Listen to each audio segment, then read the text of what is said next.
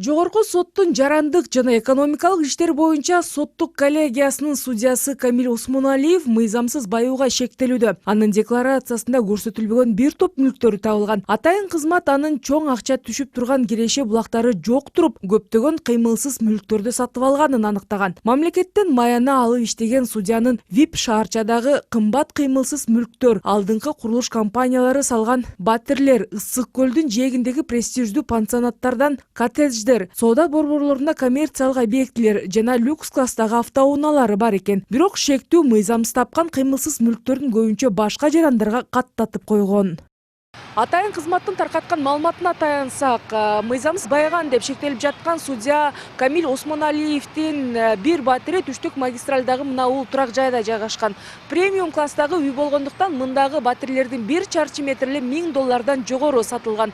Эң кичине делген 2 бөлмөлүү батирлер 79 чарчы метрди түзөт. Эсептей келгенде бир квартиранын баасы $80,000 бааланат.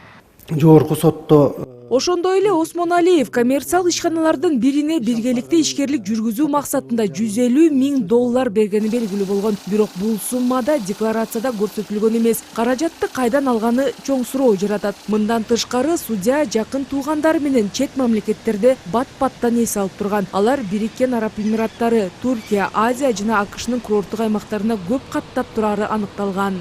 Кыргыз Республикасынын улуттук коопсуздук мамлекеттик комитетинин коррупцияга каршы кызматы жүргүзгөн сот системасында коррупциялык багыттагы кылмыштарды аныктап, алдын алуу жана жок кылуу боюнча иш-чараларын алкаганда Кыргыз Республикасынын жогорку сотунун атуулдук жана экономикалык иштер боюнча соттук коллегиясынын судьясы тарабынан мыйзамсыз баюу фактылары аныкталып, чогулган материалдардын негизинде Кылмыш жаза кодексинин 323 беренесинде каралган кылмыш белгилери боюнча сотко чейинки териштирүү башталган.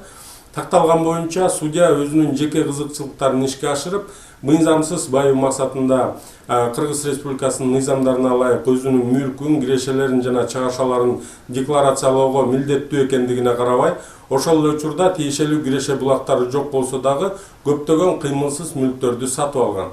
Кылмышка шектелип жаткан судья Камил Осмоналиев 53 жашта. Ал жогорку соттун судьясы катары 2009-жылдан бери иштеп келген. Негизинен каржы жаатындагы талаш-тартыштарды, экономикалык иштерди караган. Анын чечимдеринин бири Бакиевдердин үй бүлөсүнө тиешелүү мүлктүн бир бөлүгүн улутташтыруу боюнча убактылуу өкмөттүн декретин жокко чыгаруу болгон. Муну менен мамлекеттик казынага миллиондогон чыгым келтирген. Ошол эле учурда жогорудагы чечими үчүн улутташтырууга жаткан мүлктүн бир бөлүгүн сыйакы катары өзүнө алган. Мындан улам кечээ күнү башкы прокуратуранын Осмоналиевди кылмыш жоопкерчилигине тартууга уруксат берүү боюнча сунушун судьялар кеңешинин тартип комиссиясы канааттандырган. Бүгүн 1-май райондук соту тарабынан судья УКМКнын тергөө абагына камакка алынды. Учурда тергөө иштери жүрүп жатат.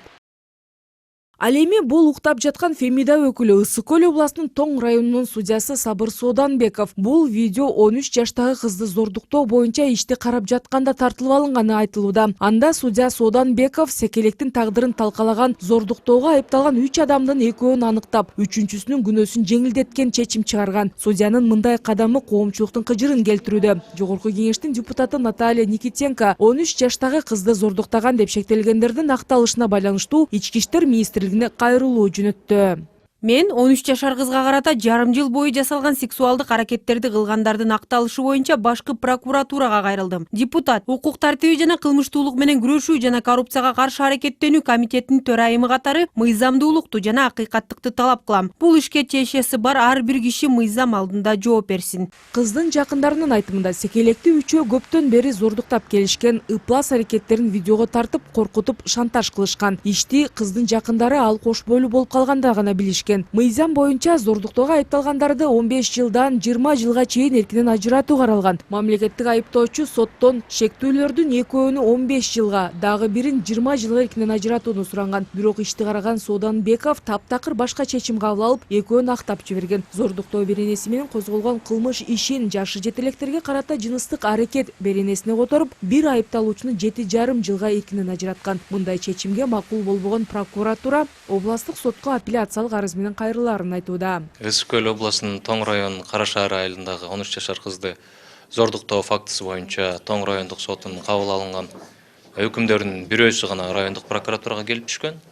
Өзүңүздөргө белгилүү болгондой, аталган иште 3 адам соттолуучу катары өтүүдө.